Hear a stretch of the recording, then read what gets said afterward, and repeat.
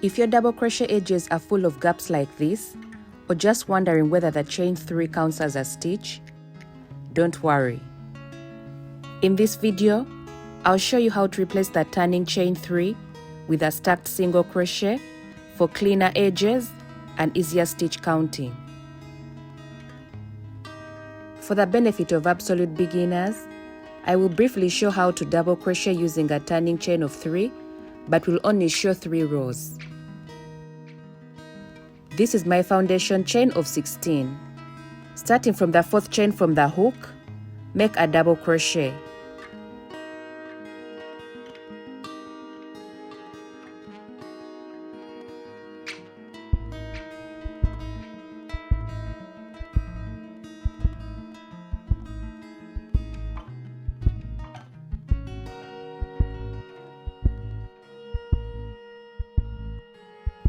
This turning chain of 3 counts as a stitch. You can go ahead and mark it to avoid confusion when making the next row.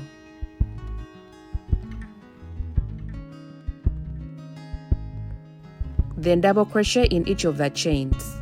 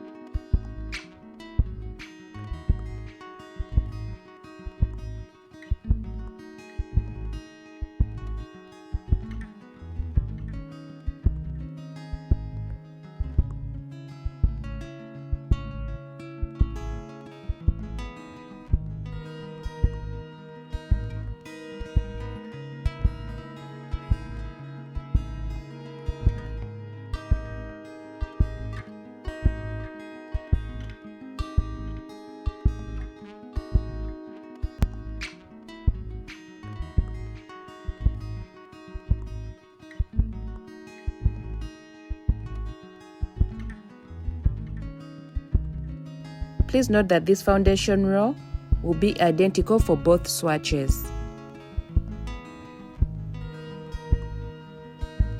Chain 3 and turn your work.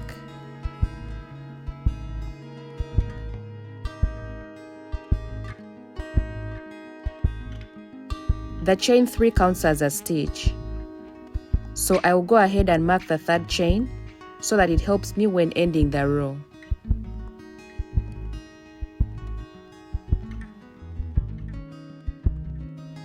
To start row 2, skip the 1st stitch, then make a double crochet in the 2nd stitch.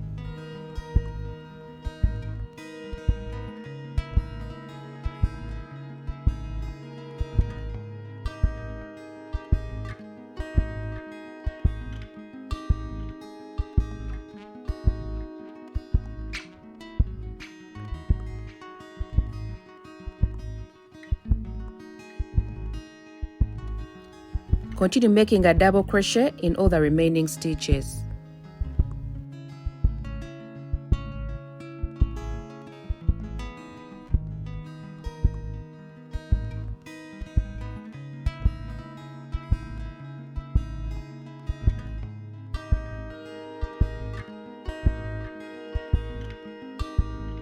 We have 13 double crochets.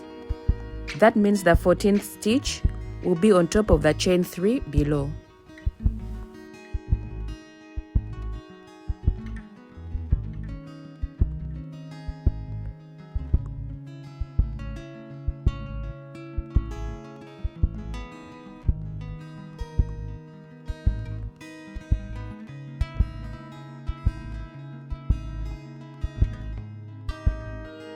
Chain 3 and turn. We are going to repeat the steps of row 2. First, mark the 3rd chain.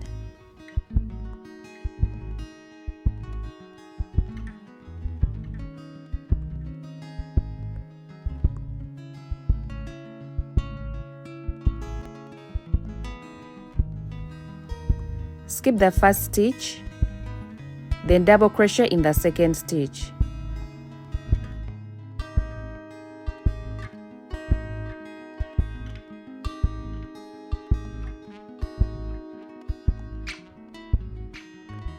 Double crochet across.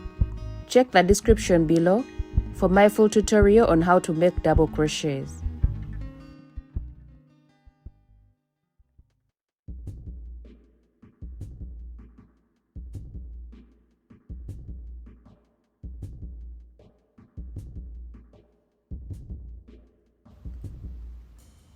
Make the last double crochet on top of the chain 3 from the previous row.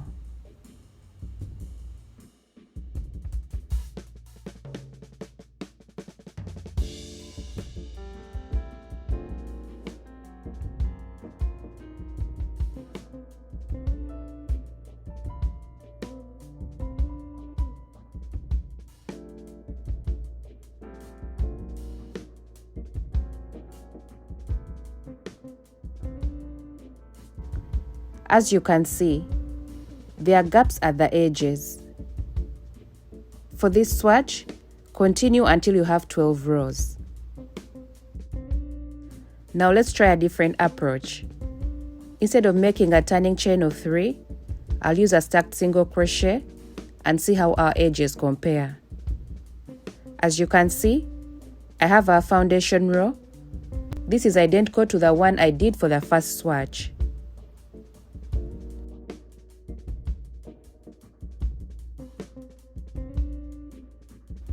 We have 14 double crochets, including the turning chain of 3. I marked it so it's easy to identify and guide us later. After the last double crochet, turn your work, no chaining. Make a single crochet in the first stitch.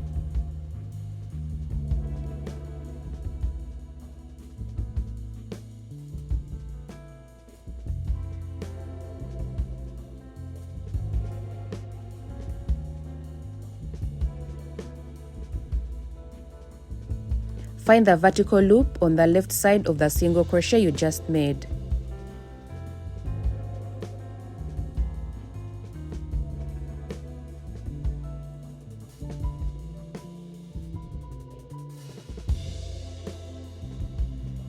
Insert your hook through the left vertical loop of the single crochet. Yarn over and pull up a loop.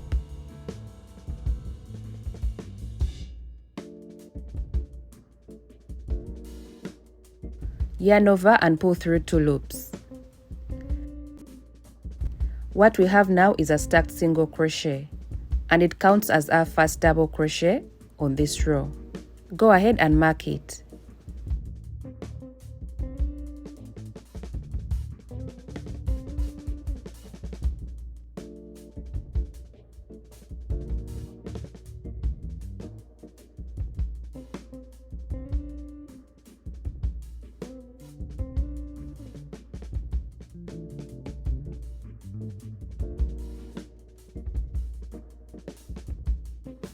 Now double crochet into each stitch up to the end of the row.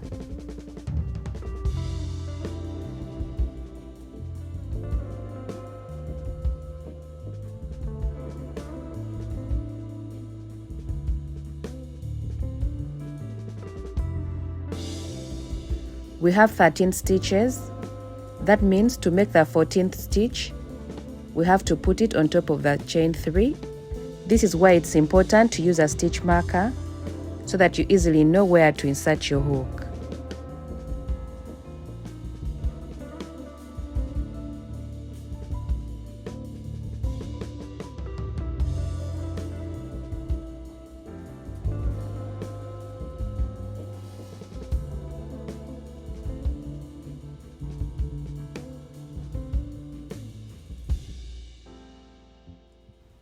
To start the next row, just turn your work, no chaining.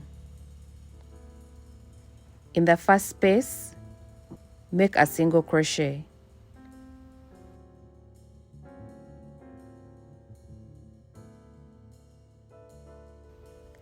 Insert your hook through the left vertical loop.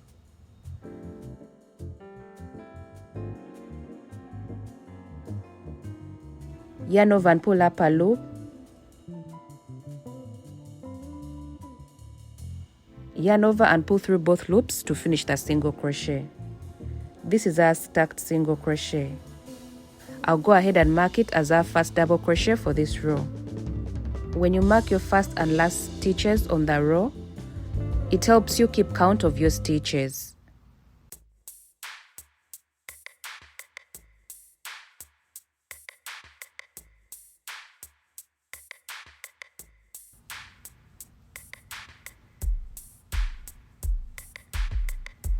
Continue making double crochets up to the end of the row.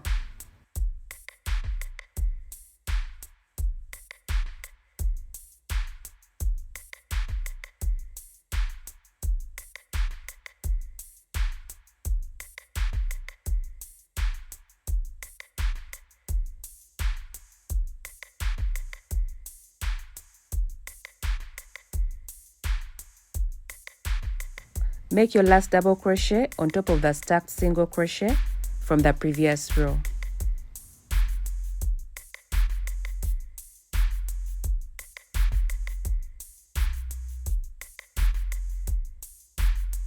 From this point on, keep following the steps we have done on row 3 until you have 12 rows. For the swatch where I used the turning chain of 3, the turning chain is visible and you can see small gaps at the edges.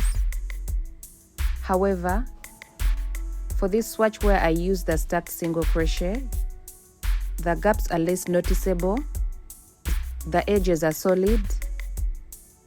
The stacked single crochet looks similar to the double crochet, so it's easy to count the stitches. Both methods are correct, and you will realize that many patterns use the chain 3 turning chain. The stacked single crochet method is simply another option you can use for cleaner edges, especially when working on projects where the edges are highly visible, like scarves, blankets, shawls, table runners, and any other rectangular crochet project. Please support my channel by subscribing and liking this video. Thank you for watching, and see you in my next tutorial where I'll be sharing many more crochet tips for beginners.